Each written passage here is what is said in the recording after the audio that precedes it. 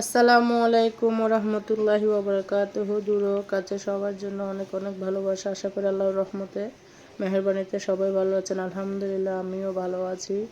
আজকে আপনাদের মাঝে একটা নাস্তার রেসিপি নিয়ে আসছি।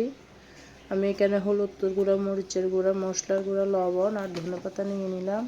আগে নিয়েছি বেসন আর একটু ময়দা নিয়েছি, একসাথে মিক্স করে সবগুলো মেখে নিয়েছি। নর্মাল পানি দিলাম,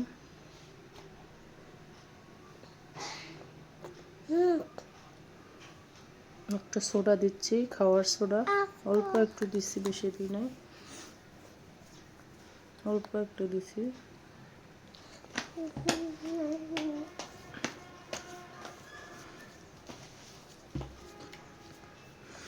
সব একসাথে মিক্স করে নিচ্ছি।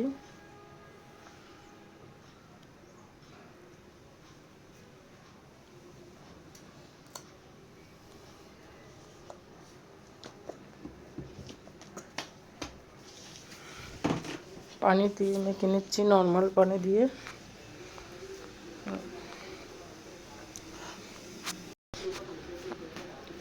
একটা ঘনত্ব মিশ্রণ তৈরি করতেছি, সব একসাথে দিয়ে ধনেপাতাগুলো দিয়ে দিলাম।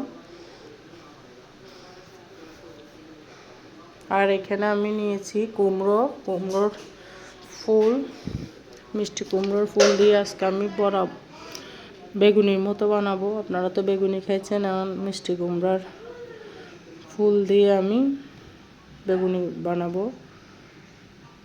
কেমন হয়েছে অবশ্যই বলবেন। সব ঘনত্বটা দেখুন, ভালো করে মেখে নিতে হবে যেন দানাদারগুলো মিশে যায় ভালো করে। এই কুমড়োর ফুলগুলো আমি পরিষ্কার করে ধুয়ে নিয়েছি। এগুলো আমার গাছের ছাদ বাগানে ধরছে কুমড়ো গাছের ফুল। ঘনত্বটা একদম ঘন, ব্যাটারটা একদম ঘন হইতে হবে।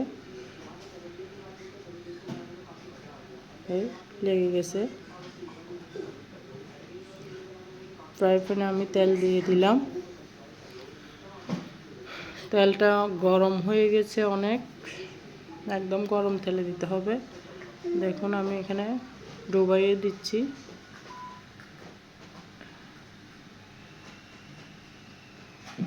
অবশ্যই আপনারা ভিডিওটা ফুল ওয়াচ করে দিবেন। আর যদি আমার নতুন বন্ধু হয়ে থাকেন আমার চ্যানেলটা সাবস্ক্রাইব করে দিবেন, লাইক দিয়ে ভিডিওটা অবশ্যই ফুল ওয়াচ করে দিবেন। আপনাদের কাছে অনুরোধ করতেছি। কেমন হয়েছে অবশ্যই কমেন্টসে বলে যাবেন। আর যদি ভুল হয়ে থাকে অবশ্যই ক্ষমার দৃষ্টিতে দেখবেন। আমি মানুষ মাত্রই ভুল। আমি এক এক করে সব ফুলের সাথে বেসনের ব্যাটারটা তেলের মধ্যে দিয়ে দিচ্ছি। অনেক মজা হয়েছে এগুলা, অনেক মজা। আমি খাওয়ার পর আপনাদের সাথে ভিডিওটা শেয়ার করতেছি।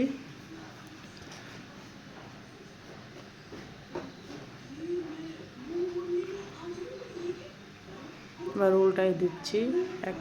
এক পাশ হয়ে গেছে, আরেক পাশকে উল্টাই দিচ্ছি। ধনেপাতা দিয়াতে অনেক ফ্লেভার আসছে, অনেক মজা হয়েছে।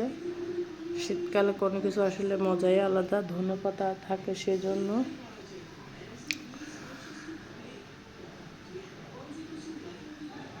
আস্তে আস্তে করে ভেজে নিচ্ছি আমি।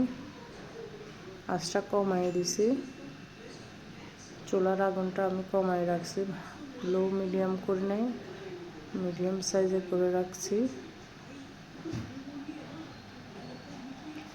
একদম ব্রাউন কালার করে ভেজে নিছি, না হলে ভিতরে কাঁচা থেকে যাবে।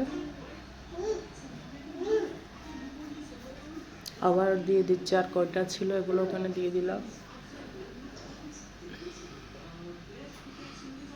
আমার চুলাটা নষ্ট হয়ে গেছে বন্ধুরা, কিছু মনে করবেন না। চুলার মধ্যে আগুন ছিটে আসে, জন্য রঙ হয়ে যায়, এগুলো মুছি তারপরে পরিষ্কার থাকে না। দেখুন আমার পাকড়া হয়ে গেছে। অবশ্যই আমার চ্যানেলের পাশে থাকবেন, ভিডিওটা ফুল ওয়াচ করবেন। এই পর্যন্ত যারা আমার ভিডিওটা দেখছেন তাদেরকে অসংখ্য অসংখ্য ধন্যবাদ। আসসালামু আলাইকুম রহমতুল্লাহি ওয়াবারাকাতুহু। ভালো থাকবেন, সুস্থ থাকবেন এই কামনাই করি। আর আমার সাথে থাকবেন, আমার চ্যানেলের সাথে থাকবেন। আল্লাহ হাফেজ।